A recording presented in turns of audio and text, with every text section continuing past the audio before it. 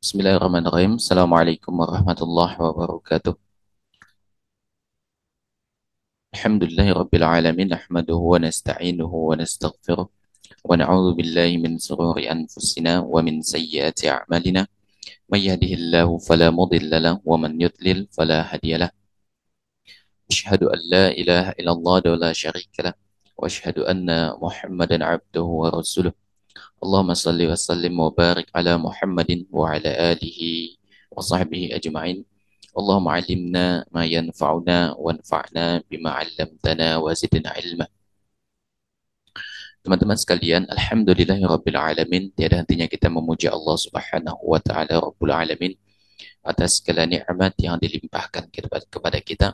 Kita tentu bermohon kepada Allah Subhanahu wa taala, semoga Allah Subhanahu wa taala senantiasa memberikan kebaikan kepada kita, mengistiqamahkan langkah kita pada kebaikan, dan senantiasa membantu kita dan mempermudah kita menggapai segala sesuatu yang diniatkan karena Allah Subhanahu wa taala.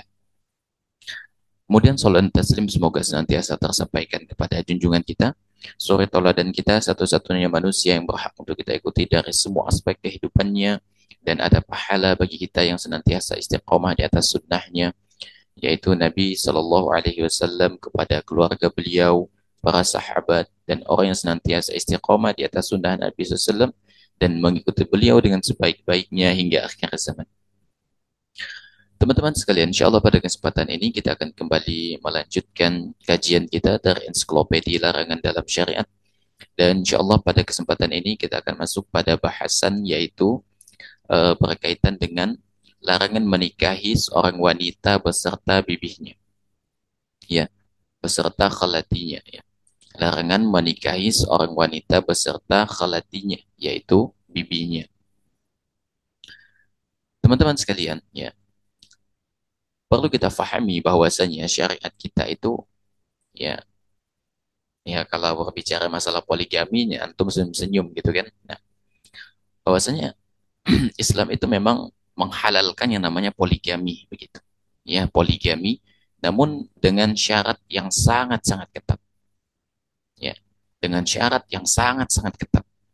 Karena jika antum tidak memperhatikan ya syarat-syarat itu, ya, maka antum akan terjatuh dalam kezoliman begitu.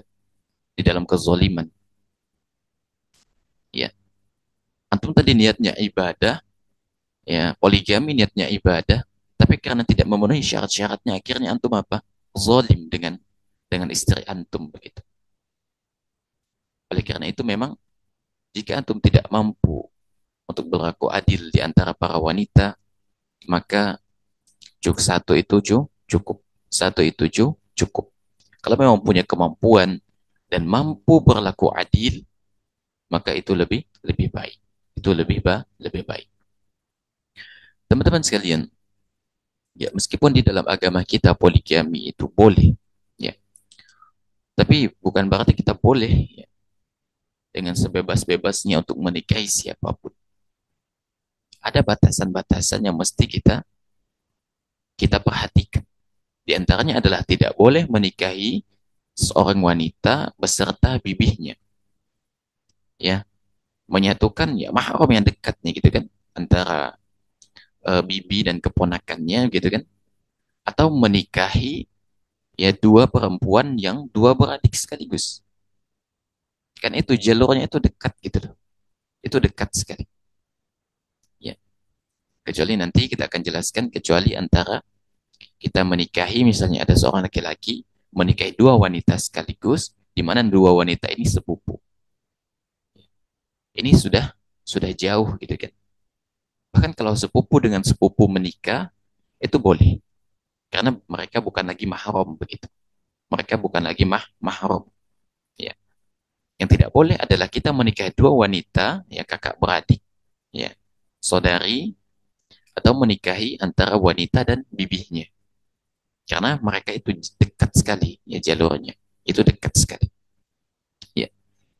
Meskipun poligami boleh, bukan berarti kita boleh menabrak hukum-hukum Allah atau menikah dengan ya wanita sesuka hati begitu. Ya. Tentu ada batasan-batasan begitu. Tentu ada batasan-batasan yang mesti kita taati. Di sini penulis menukilkan sebuah hadis ya dari Abu Hurairah ya bahwasanya Nabi alaihi salatu wasallam bersabda, "La yujma'u bainal mar'ati wa 'ammatiha, wala bainal mar'ati wa khalatiha." Kata Nabi SAW, ya, janganlah menikahi perempuan dengan bibinya sekaligus, ya, baik dari pihak ayah atau dari pihak pihak ibu. Ya.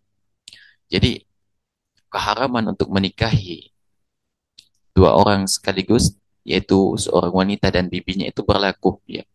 Baik itu khalatinya itu bibinya itu dari pihak ibunya sendiri, berarti saudari ibunya, ataupun dari pihak saudara dan saudari ayahnya. Jadi berlaku dari dua jalur, ya, dari ibu dan dari ayah. Ya, maka antum pilih salah satunya. Dengan si wanita pilihan antum atau dengan bibinya begitu. Dan tidak dua-duanya. Atau dua beradik, tidak dengan dua-duanya, pilih salah satunya dengan kakaknya atau dengan adiknya begitu. Ya. Nah, jadi seorang laki-laki pria itu tidak boleh menikahi seorang wanita. Itu bibinya atau plus dengan keponakannya. Itu nggak boleh. Ya, baik dari pihak ayah atau dari pihak ibunya. Ya. Begitupun dia tidak boleh menikahi seorang wanita. Ya. Ya langsung menikahi keponakan istrinya misalnya. Dia sudah punya istri, tapi dia pengen lagi dengan keponakan istrinya. Nggak boleh. Ya. Nah, Allah Subhanahu wa Ta'ala tentu tadi sudah Anda singgung di awal, tentu mengizinkan kita untuk melakukan poligami. Ya. Dengan maksimal empat istri. Dan mereka merdeka. Ya. Karena memang di dalam poligami itu banyak sekali manfaatnya, ya, atau faidahnya. Ya, baik dari pihak laki-laki atau dari pihak perempuan. Terutama untuk memperbanyak keturunan. Ya, terutama untuk memperbanyak keturunan yang soleh dan soleha. Nah, dan banyak sekali ulama menjelaskan manfaatnya. Tentu di sini kita tidak akan menjelaskan manfaat dari poligami. Ya. Karena fokus bahasan kita adalah pernikahan. Ya, poligami itu di luar dari konteks bahasan kita. Kita hanya menyinggung sedikit saja. Ya, kita hanya menyinggung sedikit sedikit saja. Ya. Hadis dari Abu Hurairah ini merupakan dalil, ya, yang tegas yang melarang kita menikahi seorang wanita dan bibinya sekaligus. Ya, baik yang paternal, bibi dari pihak ayah, atau yang maternal, bibi dari pihak ibu. Ya. Tentu, ya, haramnya perkara ini merupakan menunjukkan akan batilnya akadnya, dan ini menurut ijma para ulama. Ya. Jadi para ulama sepakat apabila ada seorang laki-laki yang kemudian melakukan akad nikah misalnya, ya, dengan bibihnya atau dengan keponakannya, ya, dan itu menyatukan dalam rumah tangga antara bibi dan keponakan atau antara adik kakak, maka itu pernikahan yang batil, maka akadnya batil, ya, maka akadnya batil. Makanya dinukil sebagaimana dikatakan oleh Ibnu Munzir rahimahullah taala, ya, disebutkan di dalam Fathul Bari bahwa para ulama di sini ijma. Ya. Para ulama di sini ijma atau sepakat bahwa tidak boleh seseorang menikahi wanita dan bibi wanita tersebut baik dari pihak ayah atau dari pihak ibu, paternal atau maternal. Ya, baik itu lebih wanita itu lebih tua atau lebih muda dari bibinya. Jadi nggak boleh. Ini sudah ijma, konsensus sudah. Berarti sudah selesai masalahnya. Ya, tidak boleh menyatukan pernikahan antara bibi dan keponakan. Ya. Kemudian Ibnu Munzir rahimahullah juga mengatakan bahwasanya, ya, tidak ada perbedaan pendapat dalam pengharaman dan batalnya pernikahan ini. Ya, karena para ulama sepakat mengenai hal ini gitu. Demikian pula dinukil dari Ibnu Hazm, ya, madhab Zahiri berarti ya, Imam Al-Qurtubi, ya, dari Imam Nawawi juga menukil bahwasanya ijma akan batalnya pernikahan yang menyatukan antara bibi dan keponakan. Nah, tentu teman-teman sekalian, ya, ketika Allah Subhanahu wa taala menetapkan sebuah larangan, tentu ada maslahat yang besar di balik larangan tersebut. Ada maslahat besar dari larangan tersebut. Ya. Di antaranya adalah karena Allah Subhanahu wa taala ingin agar kita tidak terjadi di antara mahram atau keluarga itu terjadi perselisihan, permusuhan ataupun kebencian begitu. Ataupun kebencian. Ya. Oleh karena itu memang di dalam syariat kita itu mengizinkan poligami, namun syariat kita melarang pernikahan yang di antara kerabat dekat. Ya, maksudnya menyatukan istri dari kerabat yang dekat. Ya, tentu yang masih memiliki hubungan darah yang erat. Makanya anak katakan tadi, antara bibi dan keponakan itu masih sangat dekat sekali. Ya, jalur darahnya dekat sekali. Atau antara adik kakak itu sangat dekat sekali. Ya. Oleh karena itu syariat kita melarang pernikahan yang demikian, karena itu bisa menyebabkan putusnya tali silaturahim. Putusnya tali silaturahim.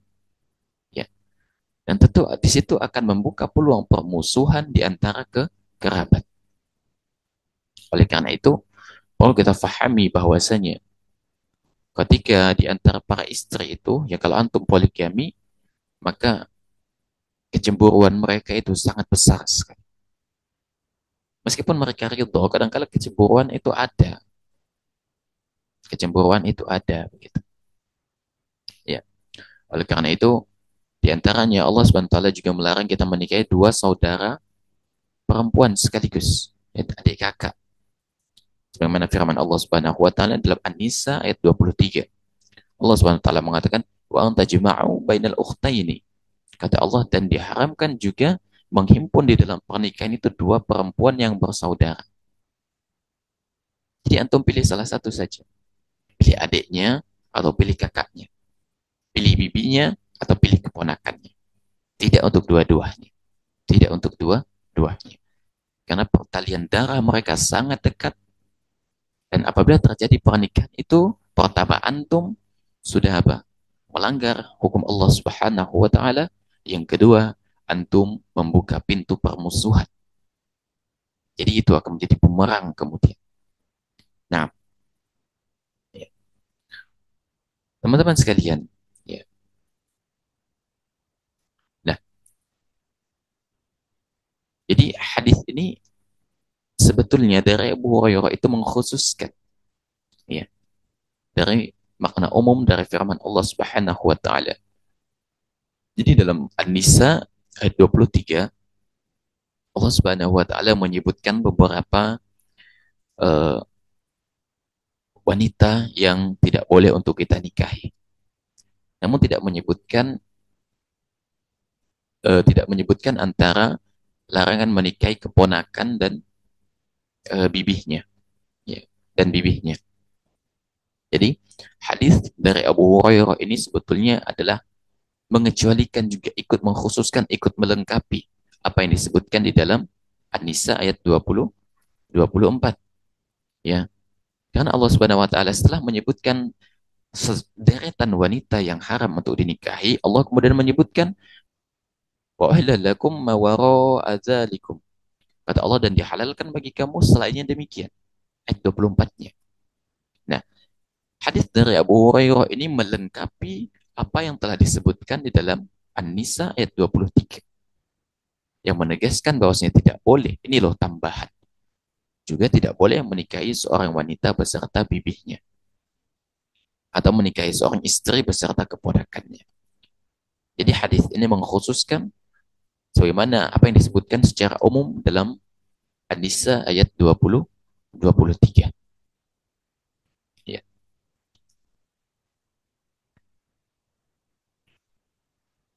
Teman-teman sekalian, Syekhul Islam Ibnu Taimiyah rahimahullah taala mengatakan, adapun yang diharamkan karena nasab atau karena hubungan darah, maka patokan umumnya adalah semua kerabat laki-laki dari nasabnya haram untuk dinikahi.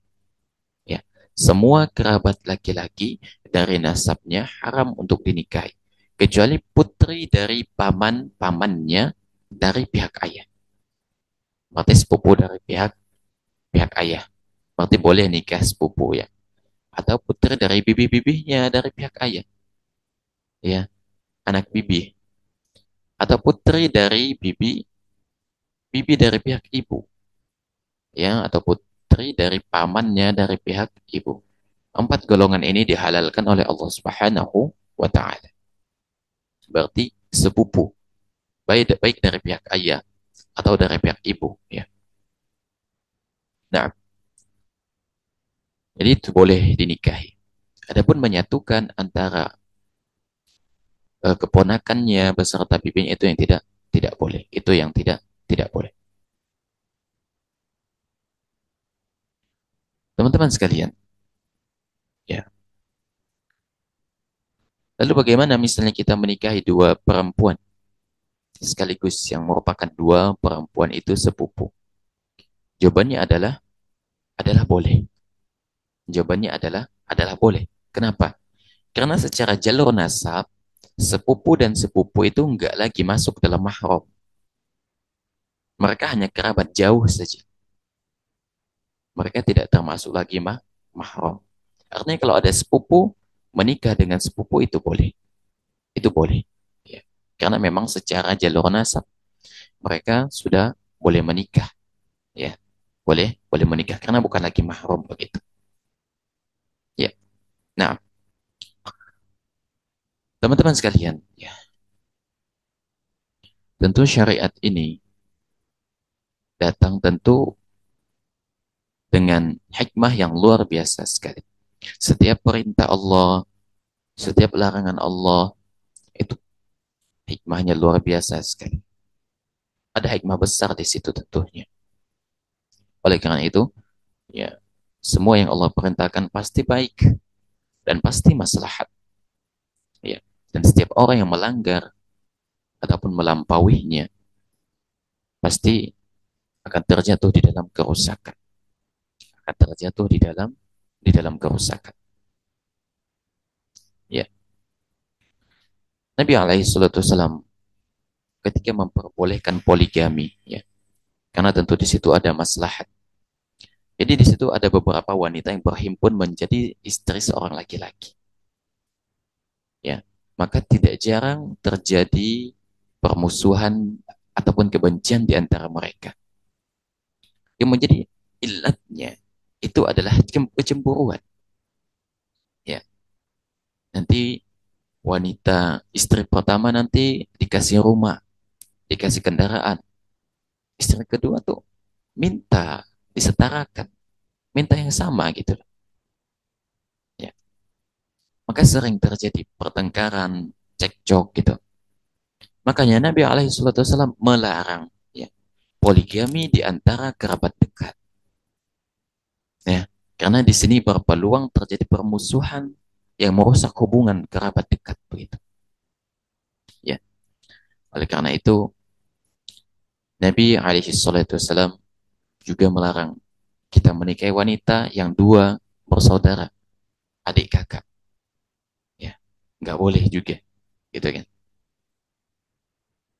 Ya, karena secara nasab itu sangat dekat, adik kakak dekat. Ya, antum nikah dengan adik kakak, ya, memang antum dengan wanitanya itu boleh menikah, tapi menyatukan keduanya itu enggak boleh. Ya, jadi pilih salah satunya, pilih adiknya atau pilih kakaknya.